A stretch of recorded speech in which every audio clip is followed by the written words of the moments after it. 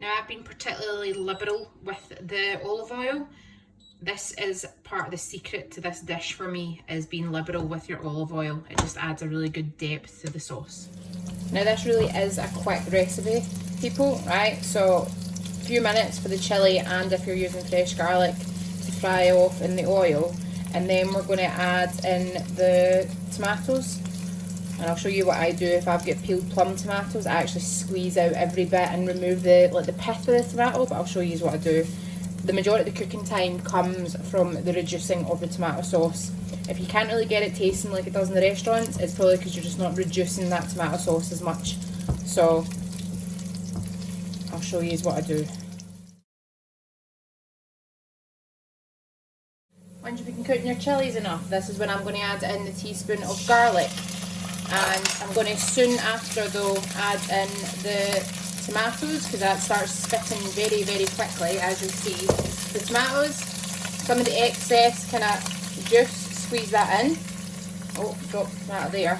But just to show you what I do, right, so you'll get the whole tomatoes. You'll see the top, keep that, hold it at the top, and then just squeeze the rest of the tomato. So you're getting all the juice, but you're removing that. That's what we don't want going into the sauce, okay? So do that with all of them. See? Just a hint, wear an old jumper or an apron when you're doing this, because it can cause clothes to be casualties. Alright, so you'll see that if you were to use just passata, obviously it would just have that smooth texture. Your chopped tomatoes, it wouldn't have as smooth a texture, so don't be expecting that really smooth texture from your sauce if you're using tinned tomatoes, but all absolutely okay. If you're using fresh cherry tomatoes, leave that in the heat, slow heat to medium heat, and basically once they start to blister, you'll be able to squeeze them down with a silicone spatula or a wooden spoon, and they'll start releasing the juices, and you'll get the same, not quite as saucy, but the same effect.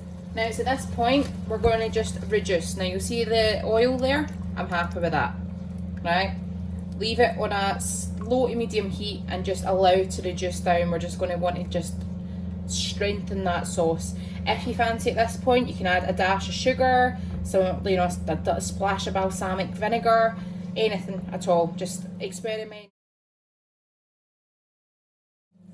Whilst that's cooking, get a handful of basil and just chop that into sections. We're going to give that a toss through closer to the end when the prawns are getting added in to cook, because they only need a couple of minutes. Like that. Keep some back if you want to obviously dress your pasta at the end as well.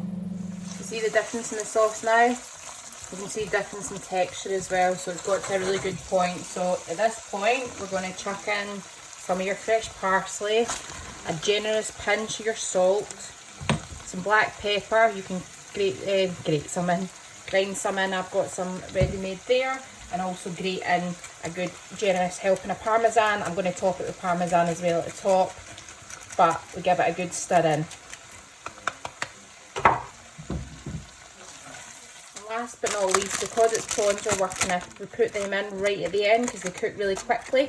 I get raw prawns because I just always think they taste a lot better. If you've got pre-cooked prawns, be careful how much you cook them for, because they can so easily be overcooked. You literally want to add them in if they're pre-cooked already for just a wee heat through, and that is it. So cook your prawns off.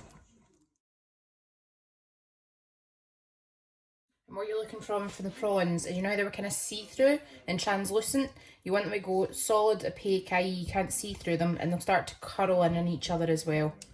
So just make sure you get them cooked through. You want them to go pinky, so they're not quite there yet. And a critical point, guys, before you actually add your pasta, taste your sauce. Add some salt, add a wee bit of sugar, add a splash of balsamic. As whatever you want, that's perfect for me, so I'm all good. Add your pasta, which you've taken out of the microwave, and toss it through the sauce. Once you've stirred through, plate it up with a fresh sprinkling of the basil and a grate of the parmesan.